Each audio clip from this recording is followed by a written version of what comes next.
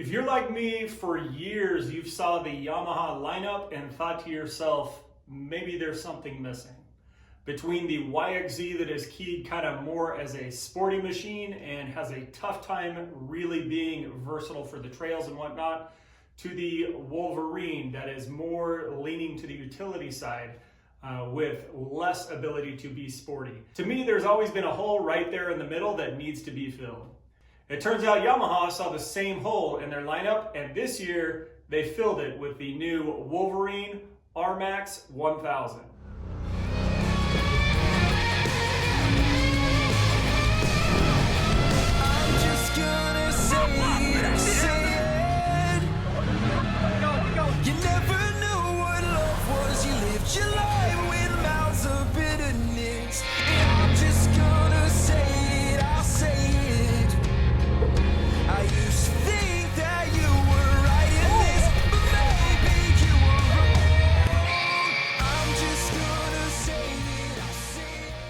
If you saw our first impressions video that we've already released, you know that we came away impressed with this machine.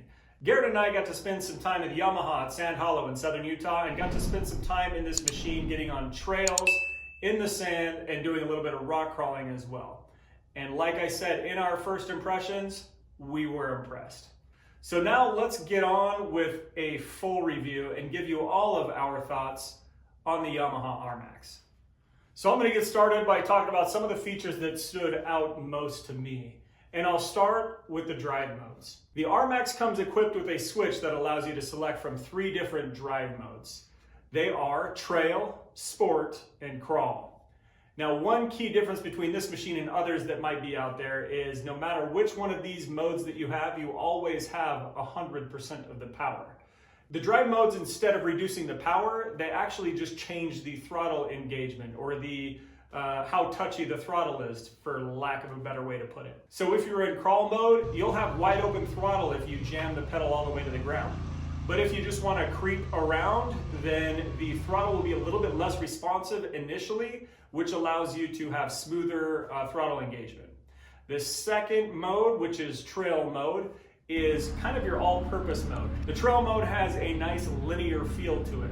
When you push the gas, it responds. When you let off, it responds. And it responds kind of as a, as they put it, a 1-to-1 ratio for the amount of input that you're giving it. As for the sport mode really takes it to the next level as far as the throttle response.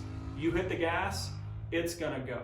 If you wanna swing it around a corner and get the back end out, in sport mode, it's super easy. Give it a little throttle and you'll kick it out. The 3 different modes really allow this machine to be versatile and allow you to kind of tune it to the driving that you are doing. Along the lines of tuning to the driving that you're doing is the Wolverine comes equipped as well with a actual diff lock, which allows you to lock all 4 wheels and make sure all of them are spinning at the same rate all around. This is especially important if you're getting in sticky situations like rock crawling or in the mud and whatnot. It allows all 4 wheels to keep spinning. All right, the next thing I want to take some time to talk about with this machine is the overall comfort.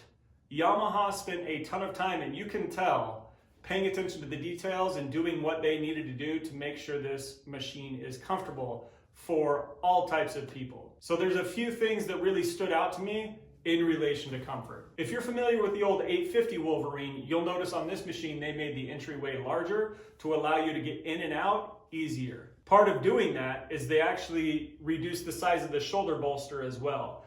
These Yamaha Wolverines, both the RMAX and the 850 version, come with a bolster to keep you into the seat, kind of planted upright.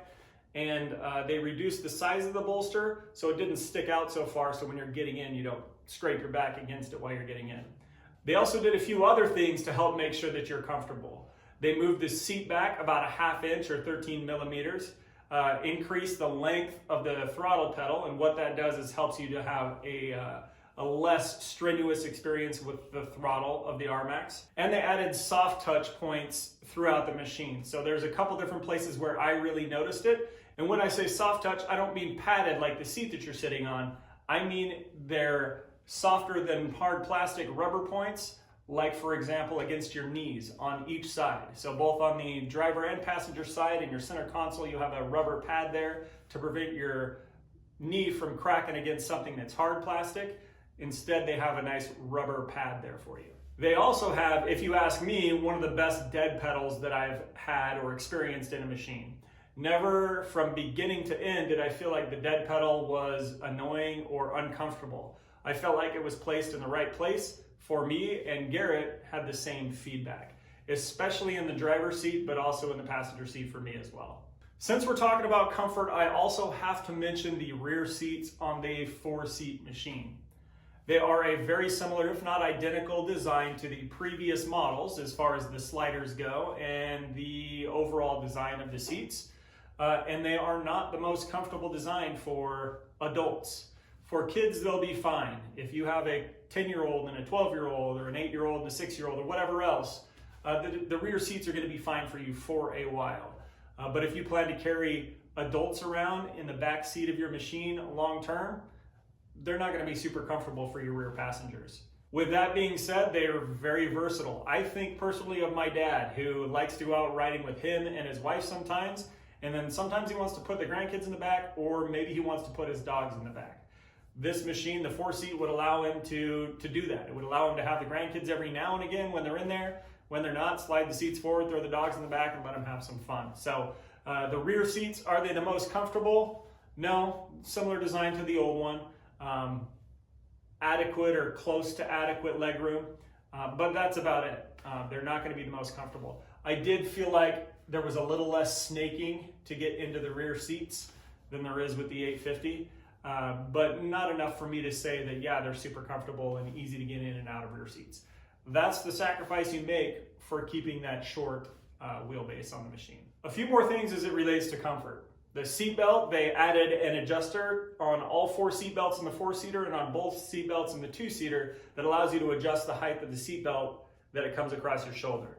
So that allows you to put it in a more comfortable position based on your height. Next is the machine comes with a center console. Now, albeit it is not a super deep center console that allows you to store a bunch of stuff in it, but it does allow you to put your phone and a couple other things in there. On top of the console is a nice padded top that allows you to rest your elbow on something that is not just a hard, rigid piece of plastic. Next is the steering wheel. So Yamaha does a great job with their steering wheel. They brought over the same steering wheel from the YXZ over here to the Yamaha RMAX.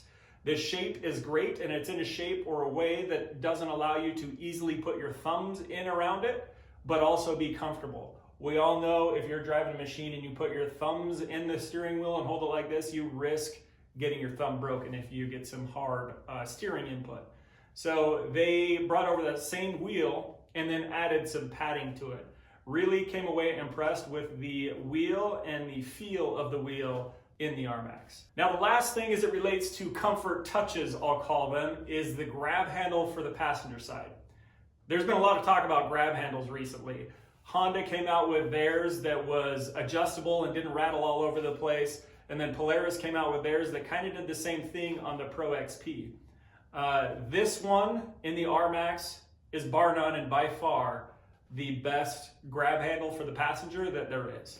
I don't know if you're buying a machine related specifically to the grab handle, but if you are, this is the machine to get. It comes with a design that came from their watercraft division that has a shape to it that's almost tilted in a little bit, and it's super ergonomic, and then it brings your hands down like this so you don't have your arms up like this the whole time. Much more comfortable. I found myself super comfortable holding onto the grab handle the whole time. It also moves in and out at 4mm increments and then holds nice and steady and is not rattling around. Like I said, most people aren't buying a machine based just on the grab handle, but if you are, this is the only machine to look at. Okay, next I want to talk about the suspension and ride quality for the RMAX. I was very impressed with the suspension. It is not a long travel system, it is not a trailing arm system, but for me it is the best riding non-trailing arm system that I've been in. The RMAX comes with over 14 inches of ground clearance in the front of both machines, both the 2-seat and the 4-seat. In the 2-seat models, you get 16.9 inches of rear travel. That's some substantial travel for a non-trailing arm system. The 4-seater comes with a total of 13.3 inches of rear travel. Like I said, there's a couple reasons why there's a little less in the 4-seater, The first being that there's gonna be passengers in the back, so it needs to be a little bit stiffer. And then the second one is the 4-seat models are equipped with a rear sway bar, while the 2-seat models are not equipped at all with a rear sway bar. So it allows much more travel in the suspension. I didn't ask, and maybe I should have asked what the suspension travel was minus a sway bar, but that will have to be something somebody else figures out, I guess. If you have an RMAX and you've taken your rear sway bar off in your 4-seater, let us know what the travel is in the comments below. A few more details on the suspension. The shocks on all models are Fox QS3 shocks, the 3-click shocks that allow you with 3 different levels of adjustability. So the XTR and the base model both just come with the clickers. If you step up to the LE model, you get IQS suspension. So IQS suspension allows you to flip a switch in the cab without getting out and do it on the fly to select from comfort, medium, and stiff mode. All 3 are available just at the click of a button anytime while you're riding. This trip for me, as we went through varied terrain, reinforced the value of IQS suspension. If you're thinking about IQS suspension, for me, it's not even a question. You can go from going through really choppy stuff and having it in comfort mode to needing to get into more tighter, sharper turns and everything else, and with the flip of a switch, you can set it to stiff. For me, there is no question that IQS is worth the money. The ability to adjust your suspension on the fly just makes the trip so much more enjoyable. I'll leave that up to you. What are your thoughts? Leave them in the comments below. I personally see the value in IQS suspension. Do you? Let us know. Now I want to take some time to talk about what I thought were some smart touches from Yamaha. You can really tell with this machine that they paid attention to the consumer and designed a machine that they really thought fit a broad market. And there's some smart touches in here that I know all of us will appreciate. Number 1 is the switchgear and the ability to add accessories. The switchgear on these machines is quality and you can see it. From the dial that switches the D modes or drive modes to the switches that turn the lights on and off, you can tell they are quality made switches. One thing that really stood out to me immediately and that I appreciate as somebody who obviously adds accessories to their machine after purchase is all of the holes, and there are 11 of them, for adding switches or accessories to your machine are all pre-cut. They come with a rubber stopper in them that allows you to remove it when you need it, and you're good to go. Instead of taking out a Dremel or a saw or a razor blade or whatever it is to cut a square or rectangle out to put your switch in, it's already done. Pull the plug, put the switch in, you're good to go. Another cool thing about those rubber stoppers that go in the switch holes is they are also the same plug that fits in your floor drains. So if you lose one of your floor drains for whatever reason and you want to plug it up, pull one of your switch plugs and you can put it right in place of the lost one. So I really appreciate their switchgear and the attention they paid to make things easy for the people who are putting parts and accessories on in the aftermarket. Before I go away from the switches and accessories, another thing that stood out to me is the ability to add accessories after you buy the machine. Say you bought the machine and you want to put a stereo system in afterwards instead of buying it already installed. You can do that. They have the kit, it's from SSV Works, and everything is ready to go, plug and play. The doors are ready to receive speakers and have a speaker box in them, not just a hole in the door. You can put them in the front, and then in the back, it's pre-pigtailed for you to add 4 speakers to the system as well. Other accessories are similar. So on the base model, it does not come with the Yamaha speed key that allows you to reduce the maximum speed to 25 miles an hour. If you wanted to add that, you could in the aftermarket for, I think, 200 bucks, something like that. And it's super easy. You buy the key, buy the accessory, plug and play, you're ready to go. It's already ready for you. So I really appreciate the time that they spent making sure that it was easy for us in the aftermarket to add what we needed to the machine. Another smart touch that I personally appreciate, probably more than most because I own a Honda Talon, is their air filter setup.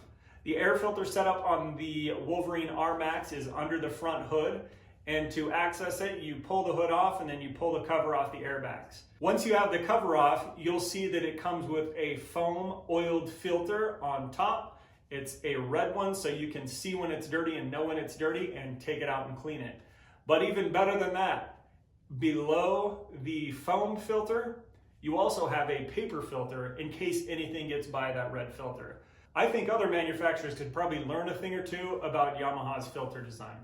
And the last smart touch I want to mention for this rig are the tie-down points. So it comes from the factory with tie-down points in the front and back.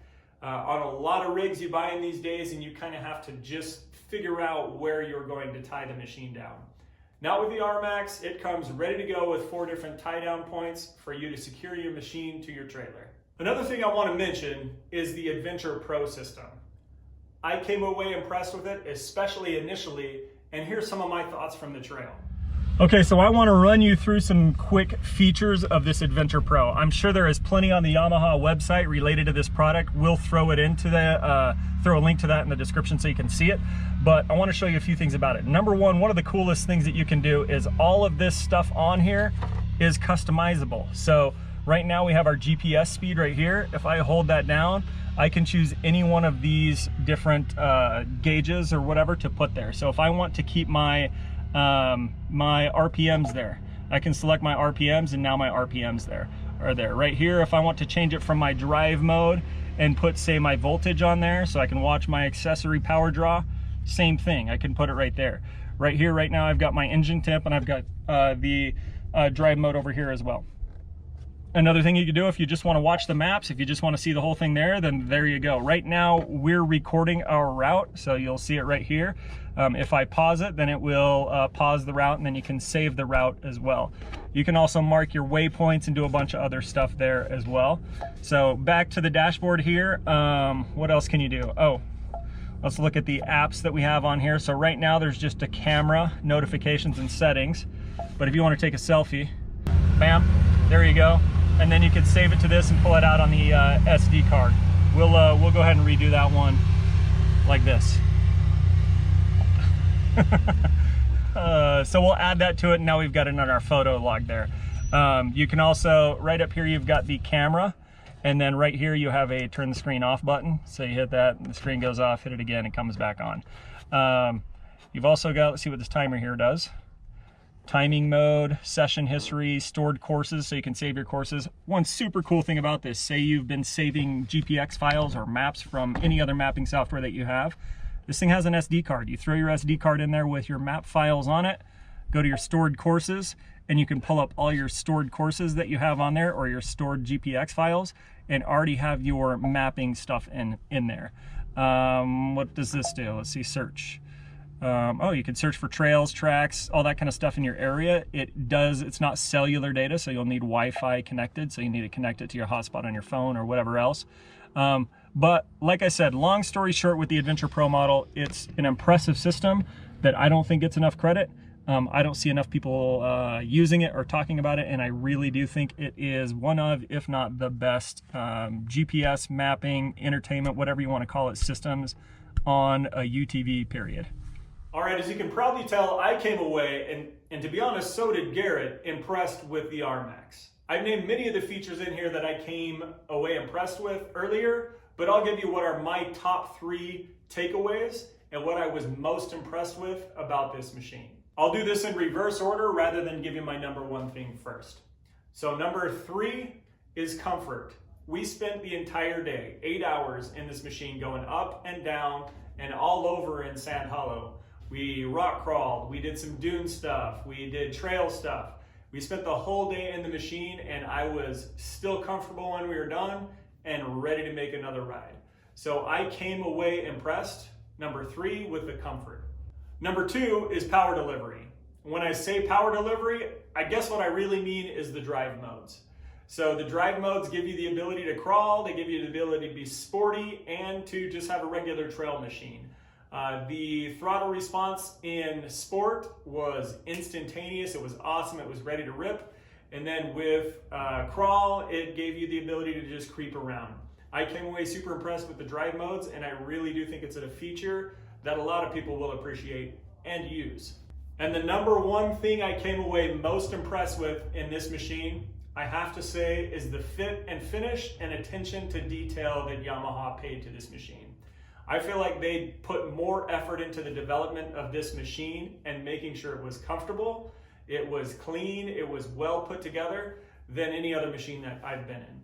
I've said it in the initial impressions video that we did earlier, that I have a Honda, Garrett has a Yamaha, Dave has a Can-Am, I've spent time in the Razor Pro XP and other machines as well, and there is not another machine more well put together and with a better fit and finish than the Yamaha RMAX. So beyond everything else I was impressed with about this machine, those three stood out to me the most. So before I close this review out, I want to talk about who this machine is designed for, or who should buy it. So if you're looking for a machine that is versatile, this machine is designed for you. What is versatile? Versatile means that one day you could take it hunting and throw a deer in the back and go camping and everything else that is associated with it. The next day you could take your machine to the dunes with your friends and have fun in the sand. You're not going to jump, you're not going to keep up with the turbos, but you'll have a blast, trust me. You'll be able to take it rock crawling and be able to keep up with just about any machine out there while you're rock crawling as well. If you're considering a Polaris General or a Can-Am Sport machine, maybe a 2-seater or a 4-seater, you owe it to yourself to check out this machine and see if it fits for you. I would also recommend this machine for anyone who is buying their first side-by-side or UTV. It really is a versatile machine, a fun machine that's going to allow you to get into the side-by-side or UTV game and have a lot of fun with your friends and family who may have a machine as well. Is it the perfect machine that's going to fit everybody? No, it's not. There is no such thing if we're being honest. But it is a great and versatile machine that will fit a ton of people and provide a lot of fun for whoever picks one up. Hey, before you go, do myself, Garrett, and Dave a favor and hit the subscribe button. I really would appreciate it. It helps us grow. For those of you who subscribed already, we sincerely appreciate it as well. It's because of you that we get to do things like put new shocks on our machines and go to UTV Takeover and do things like that. So thank you so much for subscribing. And if you haven't already, please consider subscribing so we can continue doing this and bringing you guys content like this in the future.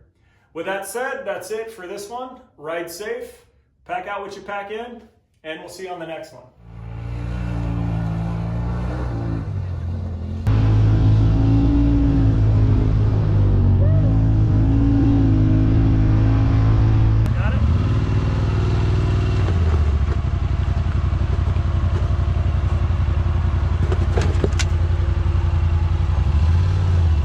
Passenger.